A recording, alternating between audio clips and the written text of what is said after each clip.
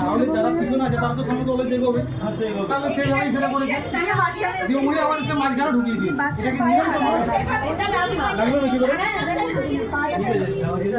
ব্যাপারটা সেটা নয়, কিন্তু উনিটা উনি একটাই নিয়ে আছে না, আমার তো দরকার তো।